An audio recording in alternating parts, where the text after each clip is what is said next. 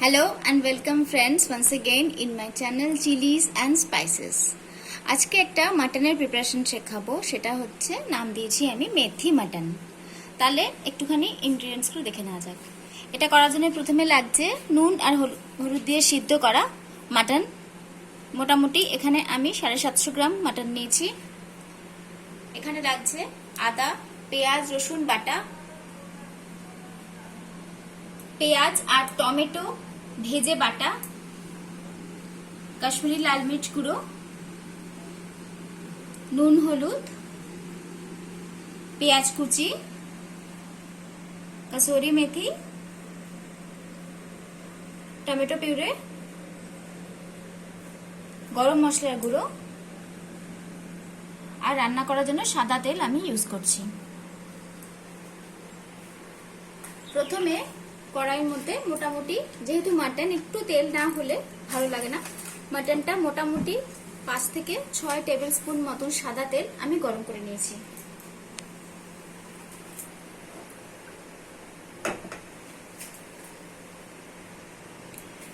এর মধ্যে আমি প্রথমে দিয়ে দিচ্ছি পেঁয়াজের স্লাইসগুলো।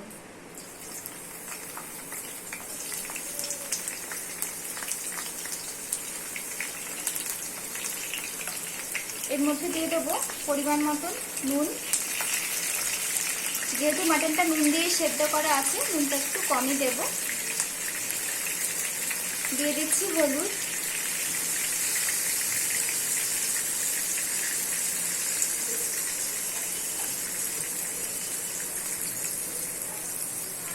একটু পেঁয়াজটাকে ভাজা ভাজা করে নিচ্ছি।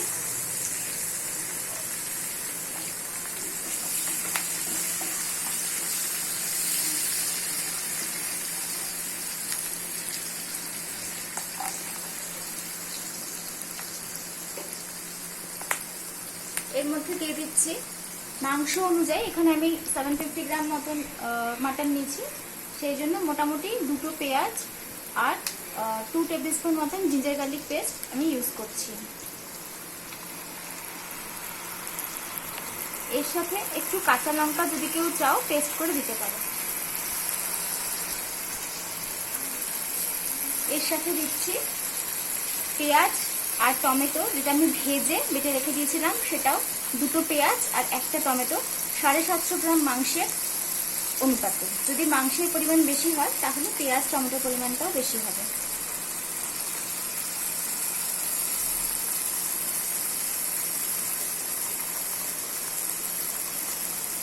ফোর টিস্পুন মতন টমেটো পিউরে,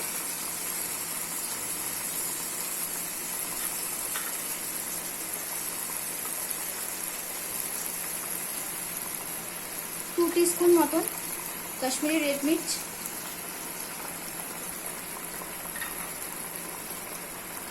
4 টিস্পুন মতন গরম মশলার গুঁড়ো।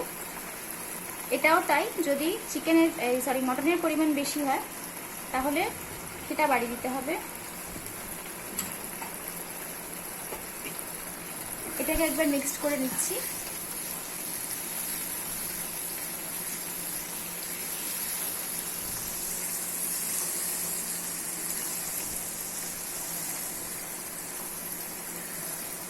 ভালো করে মেশানো হয়ে গেলে একটুখানি কষতে সময় দিতে হবে।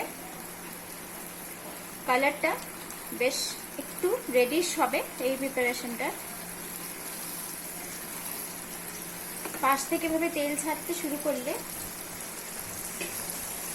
আমি দিয়ে দেবো আগে থেকে নুন হলুদ দিয়ে সেদ্ধ করা মাটনটা।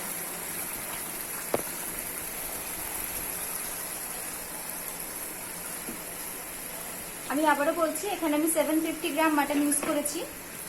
যদি বেশি কেউ করো তাহলে সেই অনুপাতে কিন্তু মশলাগুলো ডিফার করবে।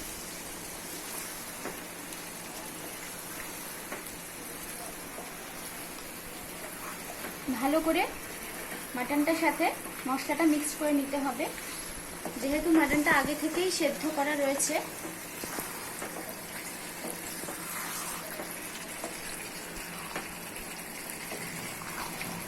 সেই জন্য এই রান্নাটার প্রিপারেশন টাইমটা খুবই কম লাগবে।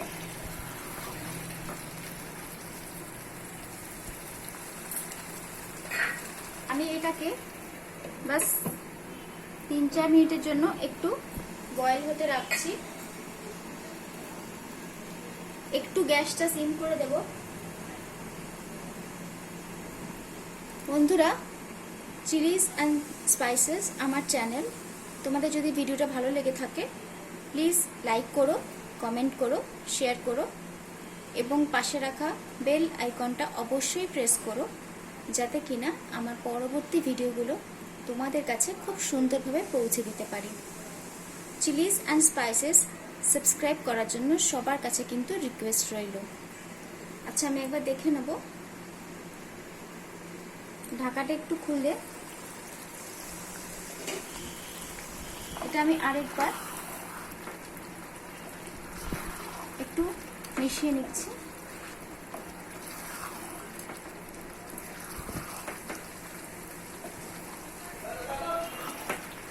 মিশিয়ে নিলাম। এরপরে আবারও একটুখানি জাস্ট স্ট্যান্ডার্ড টাইমের মতন একটু 1 মিনিট মতন আমি রাখছি। যেহেতু মাটনটা আমার একদম সেদ্ধ হয়ে রয়েছে, একদম প্রিপারেশন টাইম খুব কম লাগবে।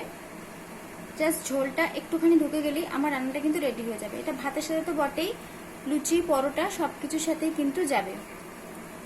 আমি গ্যাসটা একদম সিমে দিয়ে দিচ্ছি।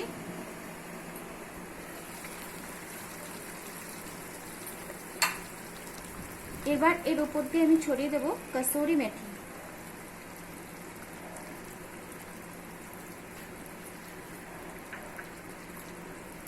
দিয়ে গ্যাসটা জাস্ট একবার একটু হাই করে দেবো, জাস্ট এটা মেশানোর জন্য।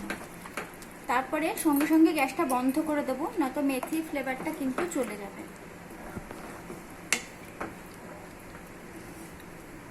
আমার রেডি হয়ে গেছে মেথি মাটন। বন্ধুরা, যদি প্রিপারেশনটা ভালো লেগে থাকে অবশ্যই ভিডিওটা দেখো, লাইক করো, আমার channel chilli and spices subscribe করো এবং অবশ্যই কমেন্ট করো। কমেন্টে সবসময় আমি অপেক্ষা করি। শেয়ার করো এবং পাশে রাখা বেল আইকনটা প্রেস করো, যাতে পরবর্তী ভিডিওগুলো তোমাদের কাছে খুব ভালোভাবে পৌঁছে যায়। এই ভিডিওটা দেখার জন্য থ্যাংক ইউ। পরবর্তী ভিডিওগুলো দেখবার জন্য তোমাদের সবার কাছে রিকোয়েস্ট রইল। আজকের মতো টাটা।